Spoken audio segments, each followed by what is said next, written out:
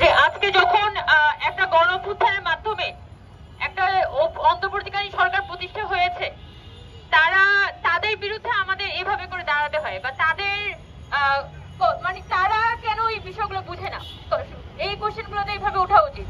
যে যারা গণঅভ্যুত্থানের শক্তি হয়ে এই যে সচিবালয়ে তারা হচ্ছে ক্ষমতায় অধীনস্থ হয়েছেন, সেই মানুষগুলোই কিন্তু সব থেকে বেশি অ্যান্টি পিপল আচরণটা করছে। এবং তাদেরই যারা বন্ধু বান্ধব, আমাদেরই যারা বন্ধু বান্ধব, আমাদেরই যারা ভাই ব্রাদার, তারা ওই ক্ষমতায় আছেন। আর আমাদেরই যারা সহযোদ্ধা, যারা এই অভ্যুত্থানে নানান পেরিফেরির মানুষজনকে আসলে এনগেজ করেছেন, এই অভ্যুত্থানে অংশীদার করেছেন, রাস্তায় মিছিল নামিয়েছেন, তাদের আজকে রাস্তায় বসে আন্দোলন করতে হচ্ছে। এটা কি আইরনি অফ ফেট? মানে কিভাবে একটা অভ্যুত্থান এক শ্রেণীর মানুষকে রীতিমতো হচ্ছে সে আকাশে চূড়ায় নিয়ে যায়, আর আরেক শ্রেণীর মানুষকে সে কখনোই কোথাও জায়গা দেয় না। তো তাহলে আসলে অভ্যুত্থান সফল হলো কোথায়? যে আজকে সামান্য একটা পার্ক বাঁচানোর জন্য, শেখ হাসিনার আমলে হলে তো বোঝা যাইতো, কারণ শেখ হাসিনা সে একটা স্বৈরশাসক ছিল, সে কারোর কথাই শুনতো না। তার কাজই ছিল দমন পীড়ন করে, পুলিশ দিয়ে পিটিয়ে, ছাত্রলীগ দিয়ে পিটিয়ে, ফেসবুকের মধ্যে অপমান করে বা মব চালিয়ে দিয়ে নানান ভাবে হচ্ছে এই আন্দোলনগুলোকে অবদমন করা। কিন্তু আজকে যখন একটা অন্তর্বর্তীকালীন সরকার একটা অভ্যুত্থানের মাধ্যমে প্রতিষ্ঠিত হয়েছে, তখন গত 15 বছরে যত ধরনের অপ্রয়োজনীয় মেগা প্রকল্পগুলো নেওয়া হয়েছে, সেগুলোও কিন্তু সরকারের রিভিউ করা দরকার ছিল। কিন্তু সরকার কি করেছে?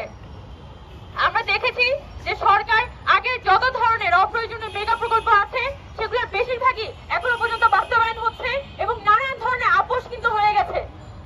তো তাহলে কিভাবে করে আমি বুঝতে পারবো, আমার গভর্নমেন্টের কোন শরীরটা দেখে আমি বুঝতে পারবো যে এটা একটা অভ্যুত্থানের সরকার?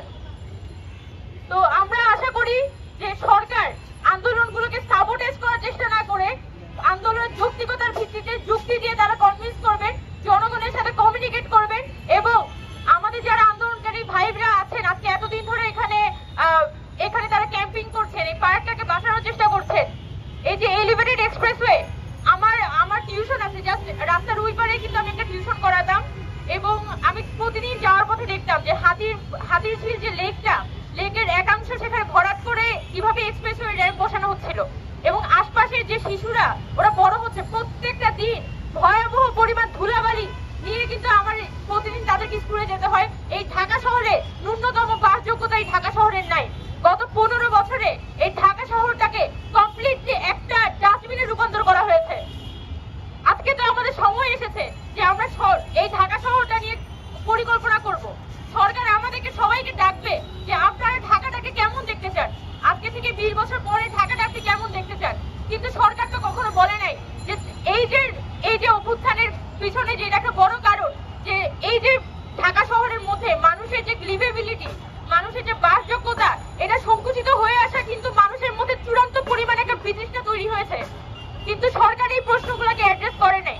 তারা খুবই গায়েবী কথাবার্তা, শুধুমাত্র মুজিববাদিতা, মানে খুবই গায়েবী কথাবার্তা দিয়ে আসলে অভ্যুত্থানকে মানে জাস্টিফাই করতে চান। কিন্তু অভ্যুত্থানের যে শরীর যেভাবে করে তৈরি হয়েছে, মানুষের দিনের পর দিন এই ঢাকা শহরে তার যে জীবনটা সংকুচিত হয়ে এসেছে, সেই কথাগুলোকে কিন্তু অন্তর্বর্তীকালীন সরকার অ্যাড্রেস করতে চায় না।